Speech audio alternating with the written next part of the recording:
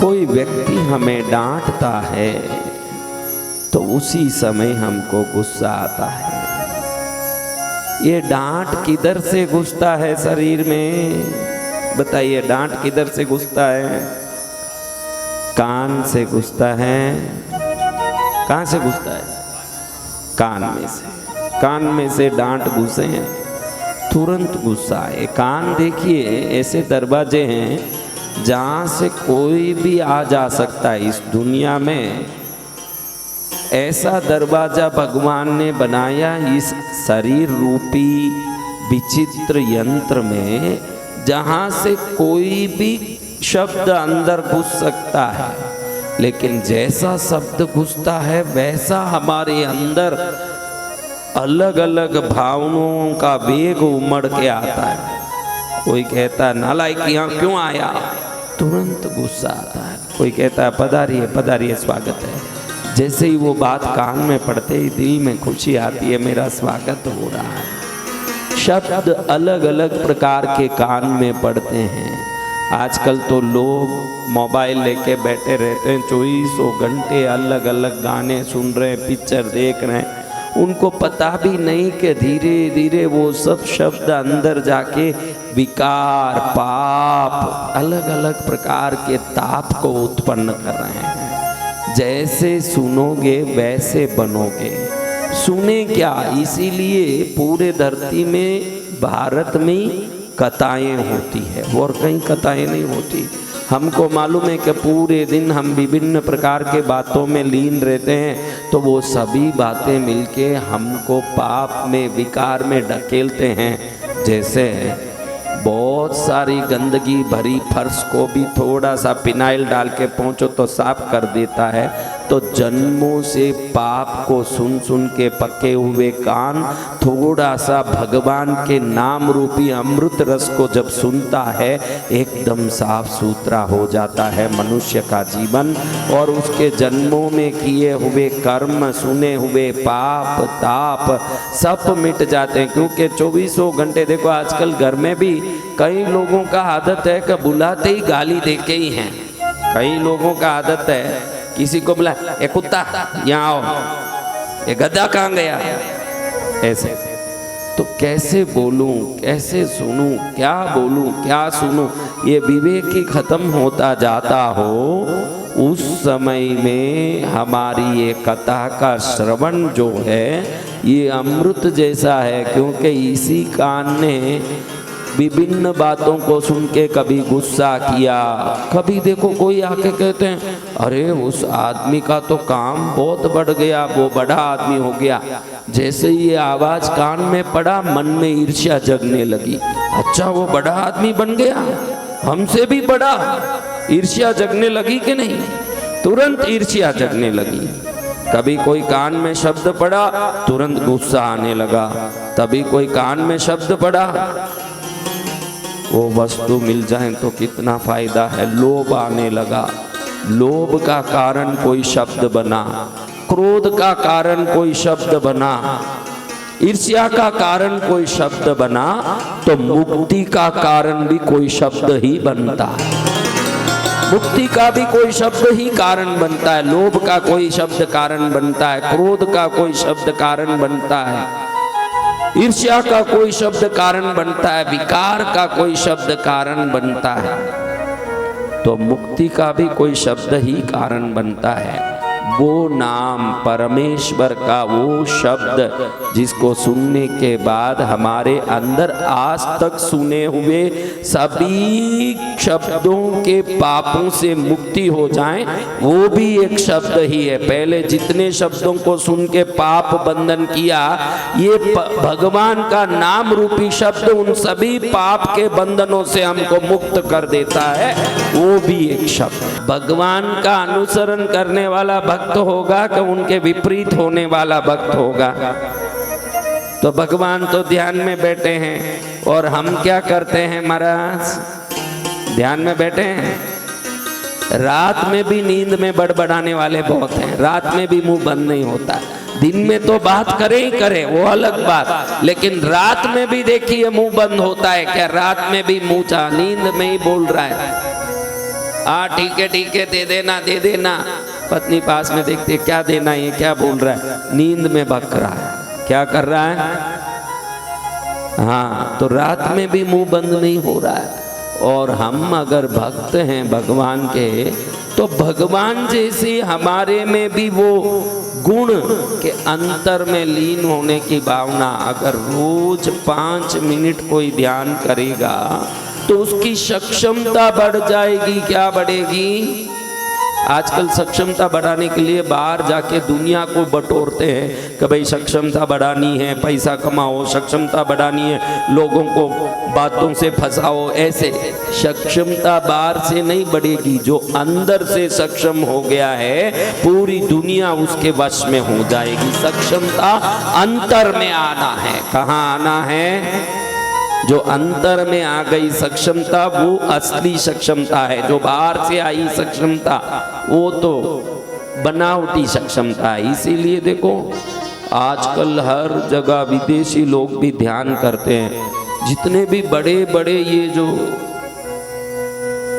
Google के मालिक हैं या ऐसे कितने भी बड़े बड़े लोग हैं ना, उनको पूछना, वो रोज ध्यान करते हैं। वो लोग ध्यान में बैठते हैं। अरे तो इतना बड़ा सीईओ है गूगल का, तू ध्यान करता है? वो बोलता है मेरे ध्यान से मुझे फैसले लेने में बहुत दिमाग काम में आता है। हर फैसला लेने में मैं सक्षम बनता हूँ। मैं क्या करना क्या नहीं करना जब ध्यान करता हूँ तो मेरा मन एकदम स्थिर और स्पष्ट रहता है। ध्यान में इतनी शक्ति है जो कोई नहीं करते। लेकिन जितने सफल बड़े बड़े लोग, जितने बड़े बड़े लोग आप देखते हो, वो सब विदेशी हो या देशी, इस देश में भी जो बड़े बड़े हुए सब 5 मिनट तो भी ध्यान करते हैं। लेकिन हम लोग क्या करते हैं महाराज? हाँ, कौन कौन ध्यान करते हैं? तो आप कल से सबको ध्यान सीखना है। क्या सीखना है? हाँ, कल से सबको ध्यान सीखना। ध्यान करने से क्या होता हमारा? देखो ये गंगा का जल बरसात का होने से एकदम मेल मटेला निकल रहा है। देखा ना आपने, उसमें मिट्टी बहुत मिश्रित हो गई है। जोर से जब वेग से गंगा मैया जा रही है तो मिट्टी के मेल जुड़ने के कारण मेला मटीला होके निकल रहा है कि नहीं? चलो महाराज, इसको लाके एक घड़े में भर के रख दो। अब थोड़ा सा फिटकरी घुमाओ इसमें। फिटकरी जानते हो? तो ये फिटकरी को थोड़ा इस मटके में 2 बार ऐसे घुमा दो। अब क्या हो जाएगा? मैल नीचे बैठ जाएगा न, जल साफ हो जाएगा। ध्यान और कुछ नहीं है, मेले मटेले मन में फिटकरी घुमाना है। ध्यान और कुछ नहीं है। ध्यान क्या है? ये मेले मटेले मन में थोड़ा सा फिटकरी घुमाते हो। जैसे पानी में तुमने बोला कि तुरंत पानी साफ हो जाता है, तुमने बोला तुरंत पानी शुद्ध हो जाता है। जल शुद्ध होने के कारण मट्टी नीचे उतरना है। तो मन में जो मेल है वो कैसे निकलेगा महाराज? जैसे जैसे संसार की प्रवृत्ति में लगोगे, जैसे जैसे दुनिया से बात करोगे, ये मन और मेला होता जाएगा। संसार क्या आपके मन को पवित्र कर सकता है? हाँ, आत्म ध्यान ही आपके मन को पवित्र कर सकता है। परम योगी भगवान शंकर भी ध्यान में लीन होकर के स्वयं में ही लीन होते रहते हैं। तो ध्यान में बड़ी शक्ति है।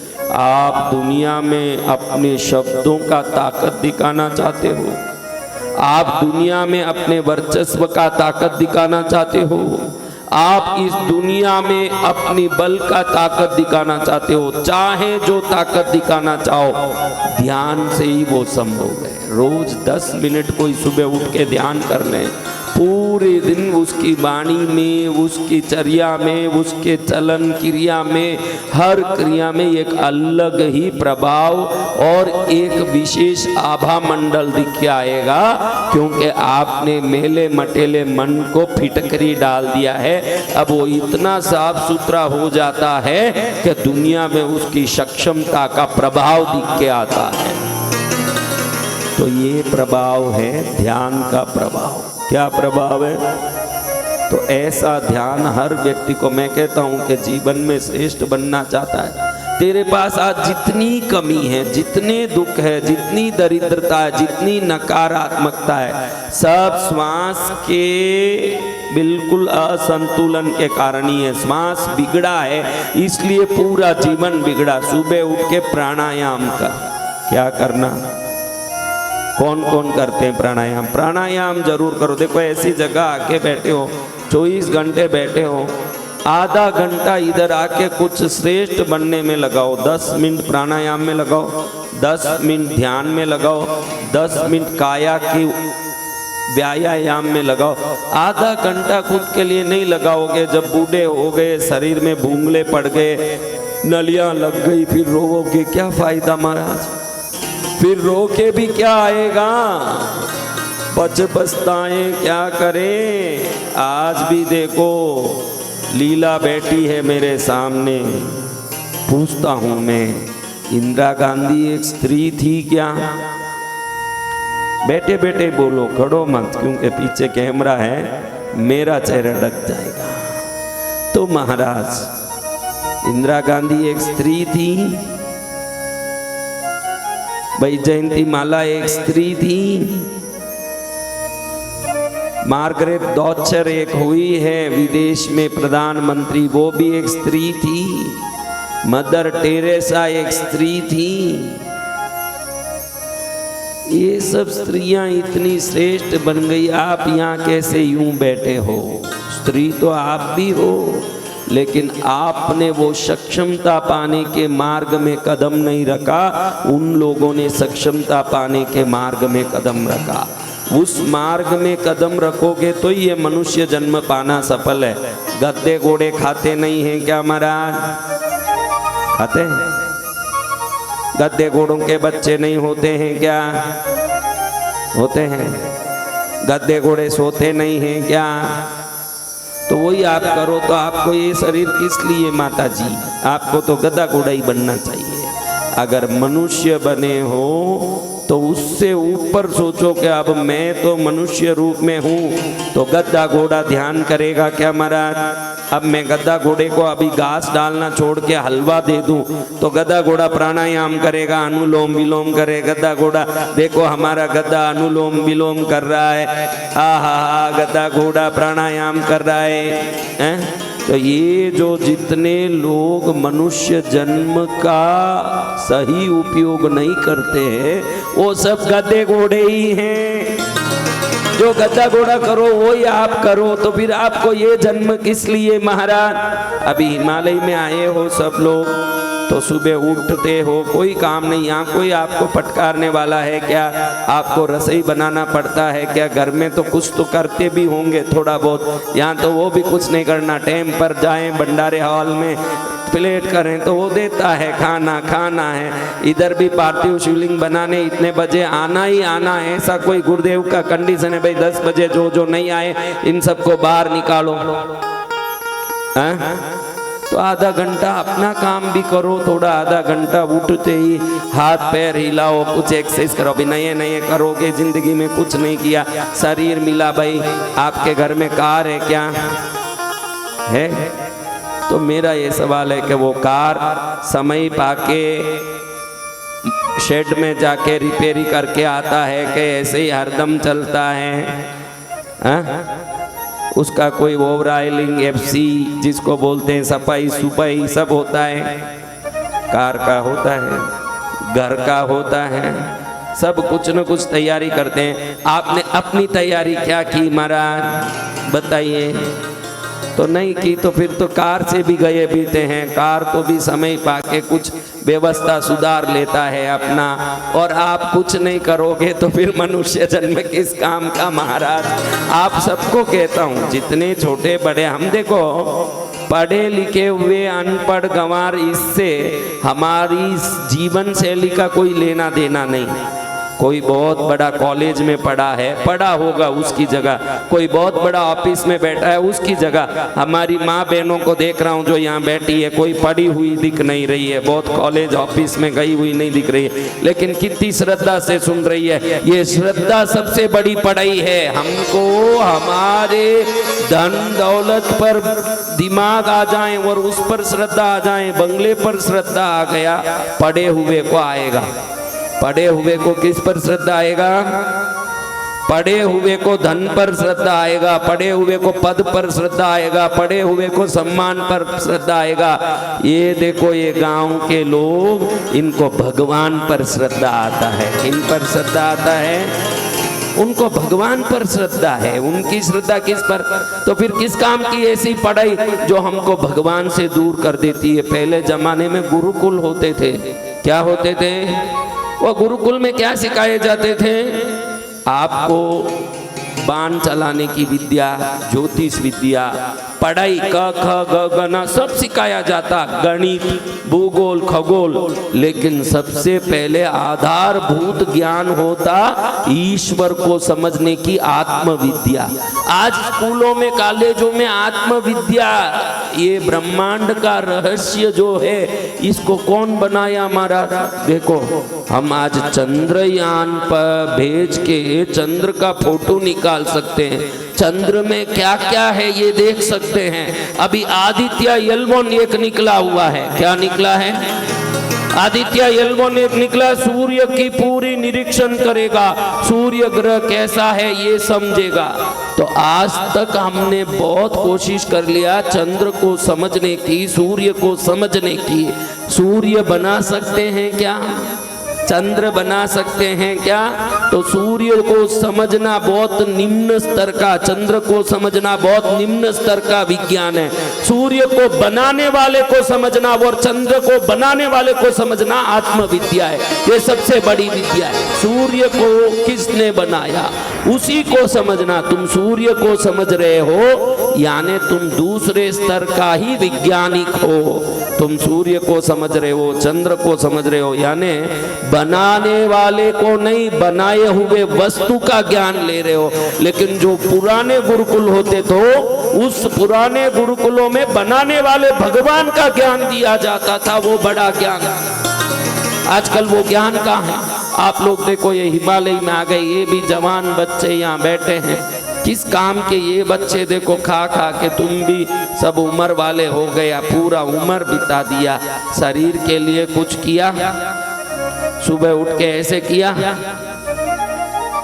फिर अंत समय में नलियां डाल दें, बेटा आके मम्मी मम्मी की करे मम्मी, ठीक है। शरीर के हिफाजत को अच्छे से करें तो अंदर के भगवान अच्छे से आपका पूरा यूं प्रज्ञा के साथ आशीर्वाद देंगे। क्योंकि मन किधर है? शरीर के अंदर ही है। आत्मा किधर है? शरीर के अंदर ही है। अगर घर के अंदर आपको शुद्ध रहना हो तो घर को शुद्ध रखना जरूरी है। तो अंतर के भगवान को पूर्ण प्रज्ञा से समझना हो तो शरीर को स्वस्थ रखना उतना ही जरूरी है। जिसका शरीर स्वस्थ होगा उसकी प्रज्ञा स्वस्थ होगी, नहीं तो वो बेहोश आदमी क्या करेगा? खुद ही बेहोश है। अभी देखो बेहोश लोगों को अंत में बोला जाता है कि नारायण बोलो नारायण बोलो, वो खुद ही बेहोश में है, ऐसे होश ही नहीं है, ऐसे पड़ा है। तो दूसरे लोग उसके कान में नारायण नारायण बोल के बोलते हैं कि नारायण सुन लिए वैकुंठ में जाएंगे। ऐसे बेहोश आदमी जो सुन ही नहीं सकता, उसके कान में फूंक मारने से कोई गति सुधरेगी?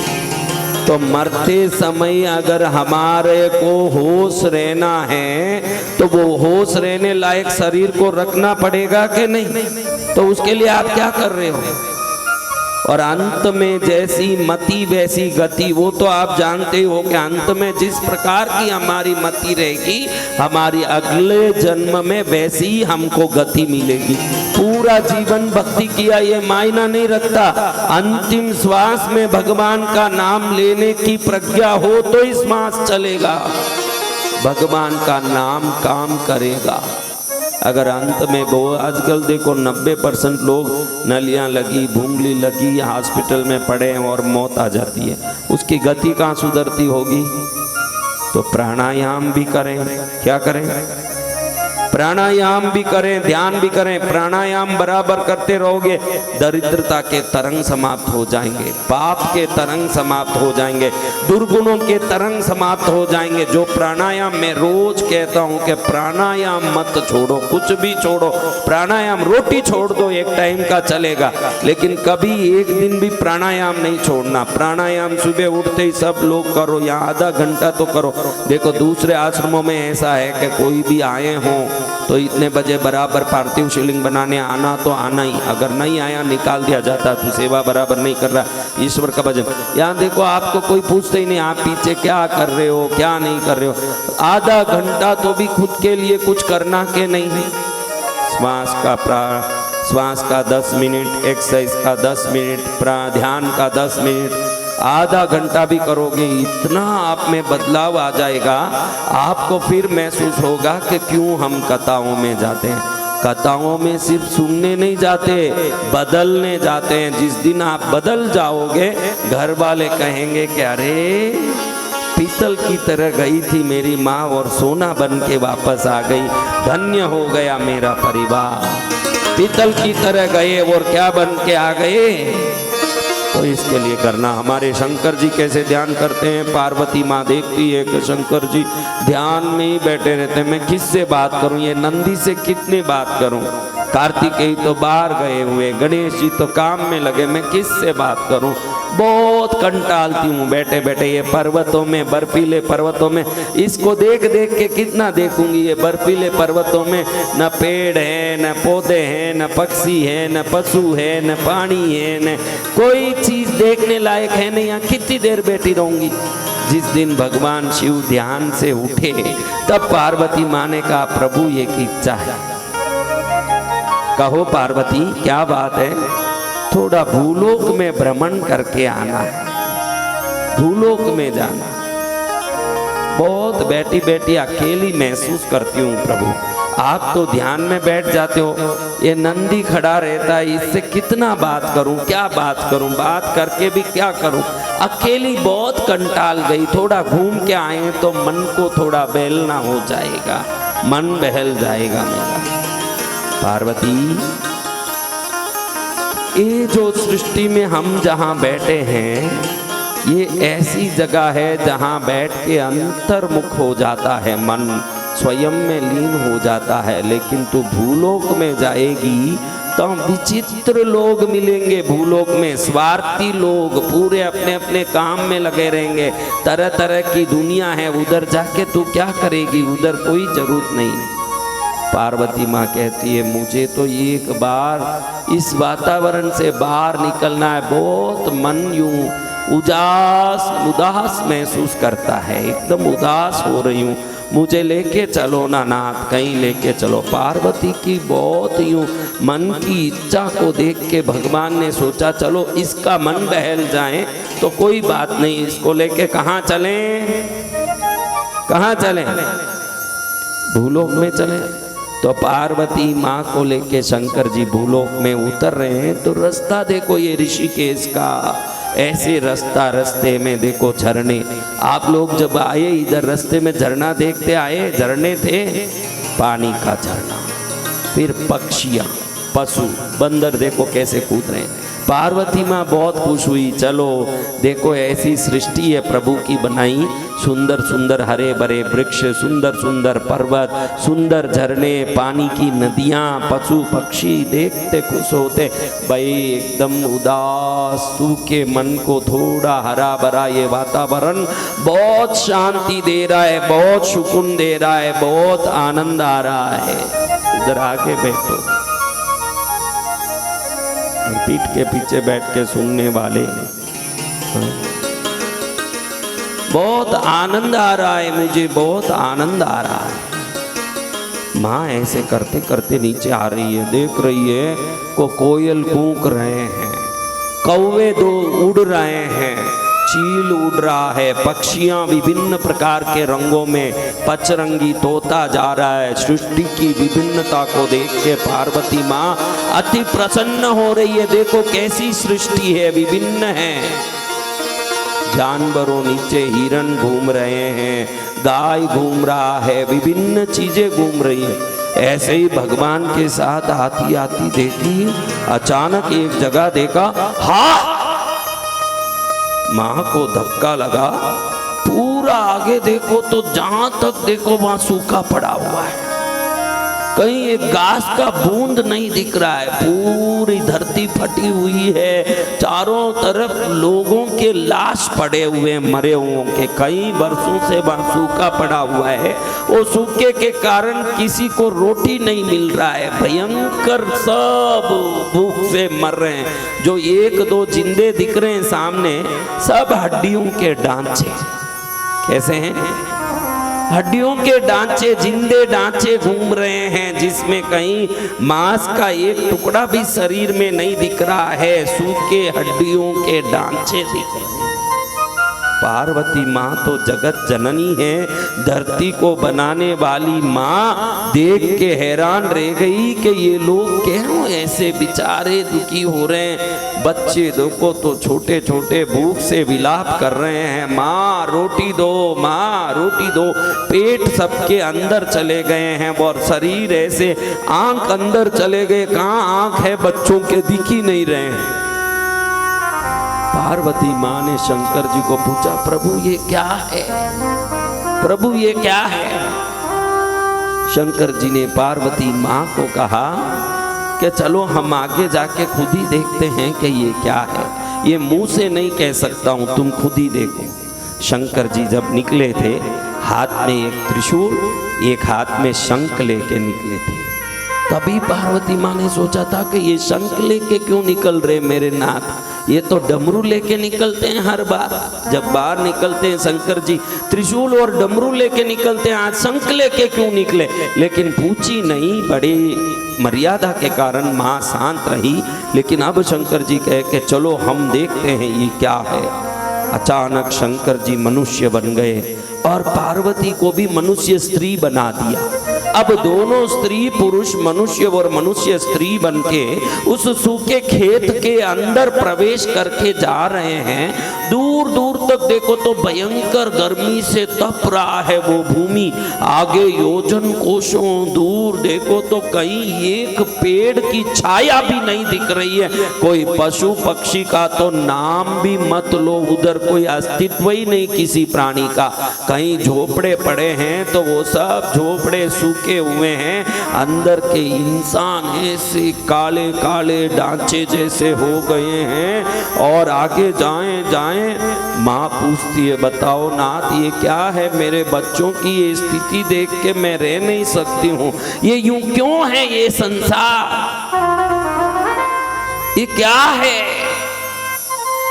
तो भगवान बोलते हैं कि इन लोगों में किसी ने कोई गलती की तो ब्रह्मा जी ने श्राप दे दिया था कि यहाँ सूखा हो जाएगा, यहाँ कोई नहीं बच पाएगा। वर्षों हो गया है, वर्षों निकल गए हैं, अब ये सूखे बाड़ी में ये लोगों को खाने एक दाना भी नहीं मिलता है।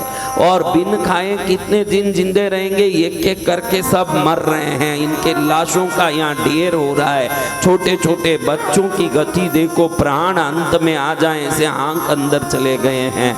और ब्रह्मा जी ने श्राप दे दिया है कि जब तक शंकर जी शंख नहीं बजाएंगे यहाँ पर बारिश नहीं होगी। और ब्रह्मा जी ने श्राप दे दिया कि अब शंकर जी कभी भी शंख नहीं बजाएंगे।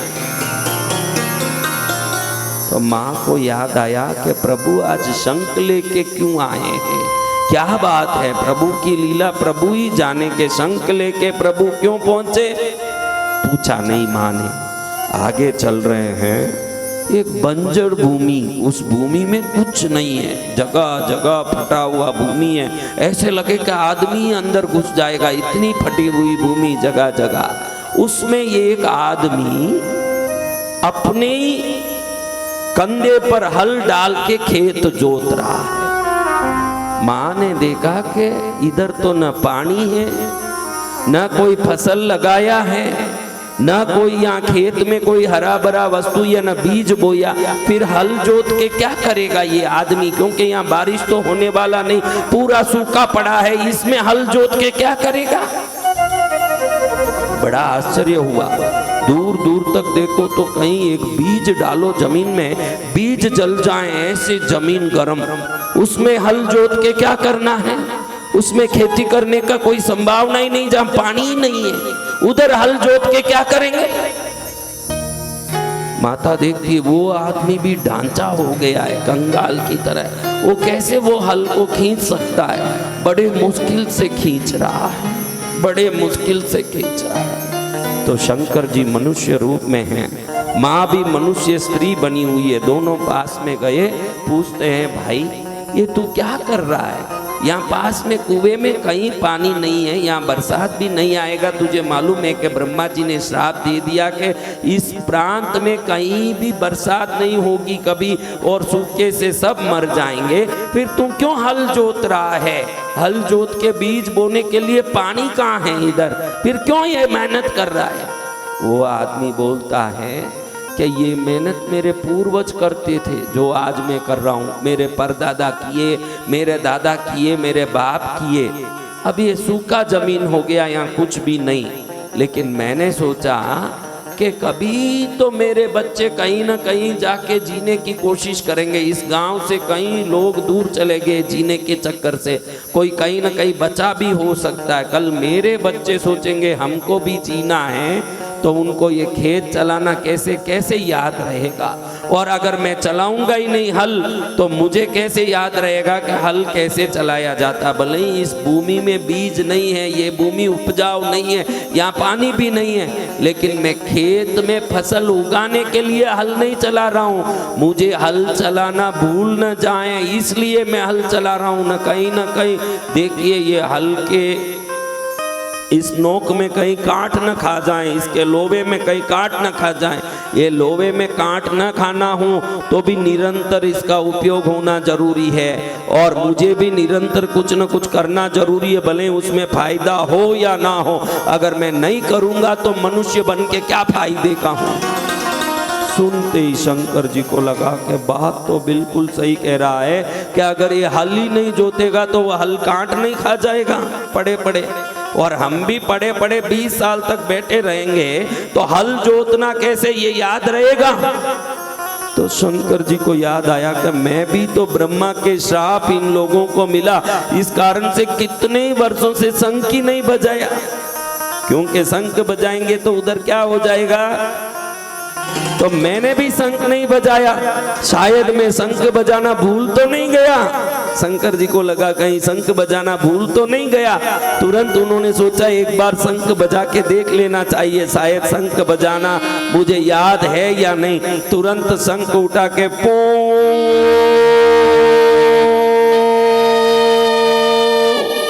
उसी समय जोर से बारिश होने लगी, और ऐसे तूफानी बारिश हुई कि पूरे खेत हरे भरे होने के लिए खेत गीले हो गए। और पार्वती माँ ने कहा शंकर जी को, आज मुझे समझ आया ना, तो उपयोग हो न हो, व्यक्ति अगर कर्म करता ही रहेगा तो कर्म का ताकत भाग्य को भी बदल सकता है। भाग्य में लिखा है कि ये खेत हरा सूखा रहेगा, ये खेत बंजर रहेगा, लेकिन इसके मेहनत ने देखो भाग्य बदल दिया, ये प्रांत में बरसात आ गया। आप अपनी बनी हुई विधि को भी उल्लंघित कर लिए, आपको ये शंख बजाना नहीं था, लेकिन आपने बजाया क्यों? इसके कर्मठ कर्मण्यता ने आपकी ही विधि को बदल दिया। ध्यान रखना मेरे बंधुओं, कर्म में सदा लगे रहो, कर्म करते रहो। कर्म का फायदा क्या है ये बाद में देखो, कर्म खुद ही एक फायदा है, ये ध्यान रखो। कर्म करते रहोगे, विधान बदलता जाएगा, भाग्य बदलता जाएगा। कर्म करने वालों के ही भाग्य बदलते हैं, निष्कर्म लोगों के कभी भाग्य नहीं बदलेंगे। आलसी लोगों के, फालतू बैठे हुए लोगों के भाग्य में तो फालतू पनाई लिखा हुआ है। जो आगे बढ़ना चाहता है वो कुछ न कुछ कभी जीवन में क्या करेगा? कर्म करते ही रहना। देखो न खेत में कोई बीज बोने जैसा वातावरण था, न खेत के पास कुएं में पानी था, न बीज डालो तो वो बीज अंकुरित हो सके ऐसा वातावरण था। लेकिन उस खेत के मालिक ने खेत जोना, हल जोतना छोड़ा नहीं था।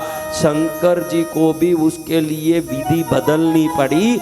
आप अपने विधि बदलना चाहते हो जीवन में, जो दुख, जो पीड़ा, जो दरिद्रता, जो परेशानियां आपको सता रही है, तो परेशानी बहुत है, ऐसे सिर पर हाथ रख के मत बैठो। दरिद्रता बहुत है, मैं कुछ भी करूँ तो नुकसान होता है, सोच के निराश मत बैठो। कर्म निरंतर करो, आपके लिए भी शंकर जी शंख उठाएंगे हाथ में। आपके जीवन में भी बरसात होगी, आपका जीवन भी हरा भरा होगा, आपके जीवन में भी कल्याण होगा। क्या होगा? कल्याण। भगवान को भी आपके लिए भाग्य बदलने के लिए मजबूर होना पड़ेगा। जब आप कर्म करते हो, भगवान देखते हैं कि मैं नहीं देता हूं तो भी ये रुकता नहीं है, तो इसके लिए देना चाहिए। ये रुकने वाला नहीं है, अगर मैं जब तक दूंगा ये रुकने वाला नहीं है। भगवान स्वयं आपके भाग्य बदलने के लिए मजबूर हो जाएंगे। क्या हो जाएंगे? इसलिए कर्म करते रहो, जीवन में आगे बढ़ते रहो। शंकर जी के शिव पुराण को सुन रहे हैं।